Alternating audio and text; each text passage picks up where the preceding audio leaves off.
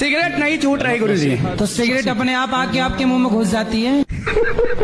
और एक आदत मेरे अंदर गुरुजी एक और है जो बहुत सालों से नहीं छूट रही गुरुजी। क्या? ये जो क्रिकेट में मैच होते हैं उसमें मैं सट्टा लगाता हूँ, ये छूट नहीं रहा मेरे से। तो जुआ खेलना सही है कि गलत है? गुरुजी ये मेरे दोस्त लोग आए हैं, यही मेरे को बर्बाद करते हैं। ये जितने ये दोस्त हैं कि दुश्मन हैं? ये दुश्मन जैसे दोस्त हैं।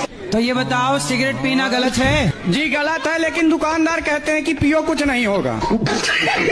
दुकानदार को तो बेचना है। वो दुकानदार गुरुजी ये बोलता है कि धुआं अंदर मत लो, बाहर फेंक दो, उससे कुछ नहीं होगा।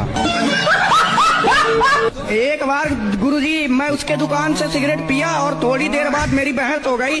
अब मेरे पापा आए तो बता दिया कि ये सिगरेट पीता है। दुकानेदार बता दिया घर में कि सिगरेट पीता है। तो ठीक तो किया उसने। और अगले दिन फिर दे रहा था।